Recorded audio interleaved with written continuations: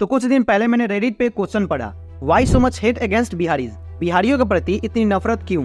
Interesting चीज ये है, जिस इंसान ने ये क्वेश्चन पूछा उसने ये सिर्फ पंजाब के लोगों से पूछा है। पर ये बात हम सब जानते हैं कि ये हेट सिर्फ पंजाब तक सीमित नहीं है, पूरे भारत में बिहारी लोगों को नीचे नजरों से देखा जाता है। अब कुछ दिन पहले बिहारी माइग्रेंट्स को तमिलनाडु के अंदर मारा जा रहा था। 2 to 3 days now that alleged videos of attacks on migrants from Bihar working in Tamil Nadu have gone viral.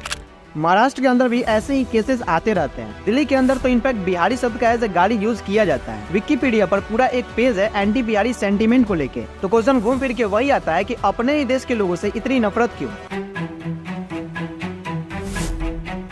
Bihar के लोग बड़ा प्राउड होते हैं अपने स्टेट को लेके, अपनी हिस्ट्री को लेके, और जब भी कहीं पर ये बात आती है कि बिहार इतना पीछे क्यों है तो लोग बड़ा डिफेंसिव मोड में आ जाते हैं। ये कहने लगते हैं कि सबसे ज्यादा आईएएस और आईपीएस भी तो बिहार से निकलते हैं। लोग आपको बिहार की हिस्ट्री बताने लगते हैं कि बोध गया में आके गौतम बुद्ध को ज्ञान मिला। अशोका और चंद्रगुप्त जिन्होंने हिंदुस्तान के सबसे बड़े राज्य बनाए, उसकी भी कैपिटल पाटलिपुत्र थी, यानी आज का पटना। सिखों के 10वें गुरु गुरु गोविंद सिंह जी वो भी पटना में पैदा हुए थे। नालंदा यूनिवर्सिटी दुनिया की सबसे पुरानी यूनिवर्सिटी वो भी यहीं पे है। ऐसे ही काफी सारी बातें और है हिस्ट्री की, जिसकी वजह से एक बिहारी इंसान काफी प्राउड महसूस करता है। बट प्रॉब्लम्स भी तो यही है, ये सारी बातें सिर्फ हिस्ट्री की है। आज का बिहार कम्प्लीटली डिफरेंट है। लिटरेसी रेट बिहार का पूरे इंडिया में सबसे कम है। फर्टिलिटी रेट 3.0 ये भी सबसे ज्यादा इंडिया के अंदर, जिसकी वजह से ओवर पॉपुलेशन भी एक बड़ी प्रॉब्लम है। अगर आपने बिहार और यूपी जाने वाली ट्रेन को देखा है तो इस प्रॉब्लम का आइडिया होगा। सबसे ज्यादा गरीबी किसी स्टेट के अंदर है तो वो भी बिहार में है। ऐसे ही और पैरामीटर्स हैं जिसमें बिहार सबसे नीचे आता है। और एक जो ये बात कही जाती है कि सबसे ज्यादा आईएएस और आईपीएस बिहार से निकलते हैं, तो ये काफी प्राउड होने वाली बात है। लेकिन इसमें प्राउड होने वाला क्या है? इसका मतलब बस यही हुआ कि सरकार ने अच्छी प्राइवेट इंडस्ट्रीज लगवाया ही नहीं, तभी तो लोग प्राइवेट नौकरी नहीं कर पा रहे हैं, और इसकी वजह से लोग सरकारी नौकरी के पीछे भाग रहे हैं ताकि कोई रोजगार मिल जाए। कोई सरकार की सेवा नहीं करना चाहते हैं, लोग अपनी सेवा करना चाहते हैं। गरीबी से निकलने का एक तरीका है सरकारी जॉब,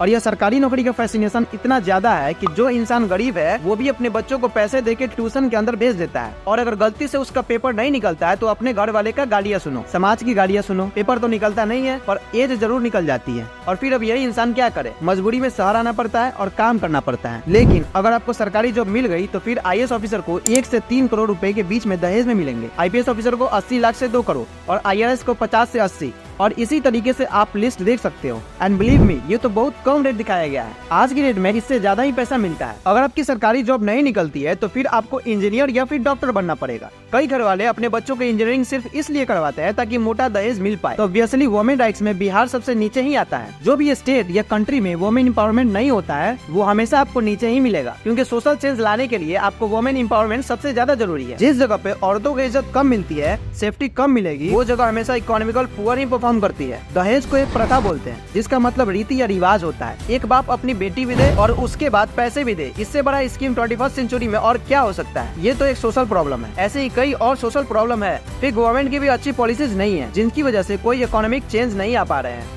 तो गरीब इंसान जो है वो गरीब ही रह जा रहा है। अब मजबूरी में इंसान माइग्रेट करता है। पर अगर आप देखो तो कोई इंसान माइग्रेट करता क्यों है? अच्छी जॉब, अच्छी अपॉर्चुनिटी, अच्छे पैसे के लिए। पर प्रॉब्लम यह है कि यही लोग जब वापस जाते हैं तो कास्ट या फिर जाति के ऊपर वोट डालते हैं। आज भी बिहार के अंदर रोटी, कपड़ा, मकान और जातिवाद के ऊपर बात होती है पॉलिटिक्स में, ना कि डेवलपमेंट पर। लालू यादव ने बिहार के ऊपर डायरेक्टली या इनडायरेक्टली 15 से 20 साल राज करा है। इनके राज को जंगल राज कहा जाता है। कोई डेवलपमेंट नहीं हुआ, कानून की धज्जियां उड़ चुकी थी, क्राइम रेट आसमान पर था, इंसान 6 या 7 बजे के बाद घर से बाहर नहीं निकल सकता था। इतना बुरा हाल था। लेकिन आज भी इनकी पार्टी को करोड़ों वोट मिलते हैं। जो भी मिनिस्टर्स जिस भी कास्ट का जीत के आता है वो अपनी कास्ट के लोगों को ज्यादातर अपनी सरकार में रखता है। तो अगली बार दूसरी कास्ट का इंसान जीत के आता है और वो अपनी कास्ट के लोगों को अपनी सरकार में रखता है। और ये खूबसूरत हसीन टॉक्सिक साइकिल ऐसे ही चलती है और बीच में बिहार बर्बाद होता रहता है। अगर आप इस ग्राफ को देखो तो आपको समझ में आएगा कि हर 100 रुपए जो कि सेंट्रल बिहार से कलेक्ट करती है, उसके बदले में उसके ऊपर 219 रुपए खर्च करती है। बेसिकली होता यह है कि सेंट्रल गवर्नमेंट हर स्टेट से पैसा कलेक्ट करती है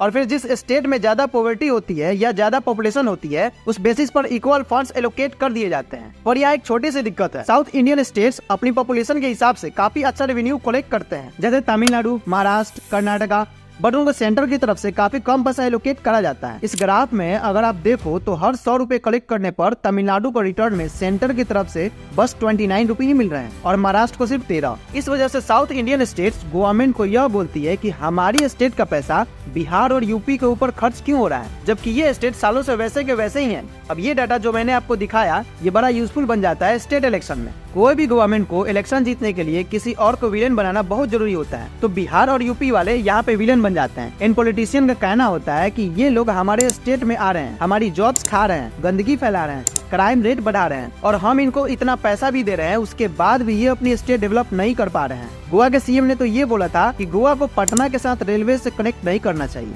वरना भिखारी बहुत ज्यादा आ जाएंगे। एक और रीजन ये होता है हेड का, जब बिहार और यूपी के लोग बहुत बड़े नंबर्स में दूसरे स्टेट्स में माइग्रेट करते हैं तो वहाँ की डेमोग्राफी चेंज हो जाती है, तो बड़ा नेचुरल होता है लोकल लोगों को हेट करने का कि ये लोग वहाँ पर आके अपनी जनसंख्या बढ़ा रहे हैं। और जैसा मैंने आपको बताया इस नैरेटिव को फैलाने में स्टेट गवर्नमेंट भी इन्वॉल्व होती है, तो ये जो नफरत होती है उसको स्टेट गवर्नमेंट का भी साथ मिल जाता है। 2008 में महाराष्ट्र में बहुत बड़े स्केल में दंगे हुए थे और बिहार और यूपी वाले को मार मार के भगाया जा रहा था। उस वक्त पॉलिटिशियन ये नारा दे रहे थे कि एक बिहारी 100 बीमारी। कोई भी स्टेट अगर गरीब होता है तो उसके अंदर लोग बहुत सी कमियां गिन सकते हैं, इसके बावजूद किसी को एक ग्रीन पास नहीं मिल जाता है रेसिज्म करने का, क्योंकि जो बिहार हिंदुस्तान के लिए है वही हिंदुस्तान पूरी दुनिया के लिए है। जो बातें हम बिहार के लिए बोलते हैं वही बातें पूरी दुनिया हिंदुस्तान के लिए बोलता है। हिंदुस्तान दुनिया का सबसे ज्यादा पॉपुलेटेड कंट्री है, गरीबी और गंदगी में हम कई अफ्रीकन नेशन से भी नीचे हैं। तो अगर हम बिहारी लोगों के साथ रेसिज्म को नॉर्मलाइज कर रहे हैं तो हमारे साथ भी कभी फॉरेन में रेसिज्म हो तो हमें रोना नहीं चाहिए। दैट्स ऑल फ्रेंड्स, कैसा लगा वीडियो कमेंट्स में बताएं and subscribe for more interesting and informative video.